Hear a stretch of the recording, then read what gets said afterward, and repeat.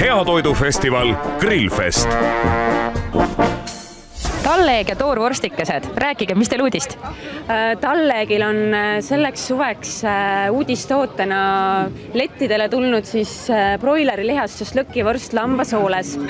Ja selle toote puhul on tegemist siis ainsa lambasooles toorvorstiga, mis on valmistatud broilerilihast. 70% liha ja maitses on tunda siis natukene äädikat ja sibulat. Nii et selline traditsiooniline vorstikene. Kõlab väga maitsvalt, et tahaks kohe proovida, aga jätkuvalt on ka hitt-toode ju teie broileri filee jogurti tillikastmes. Tõsi, antud toode oli väga edukas ka kogu eelmise aasta müügikokkuvõttes Nielseni müügiandmete põhjal siis enim müüdud marinaadis liha. Mille üle teil on hea meel, eks ju? Absoluutselt, väga hea meel. Ja eestlane siis endiselt armastab ikka kanaliha süüa, et teil seda muret ei ole, et pigem on nii, et jääb toodet puudu juba?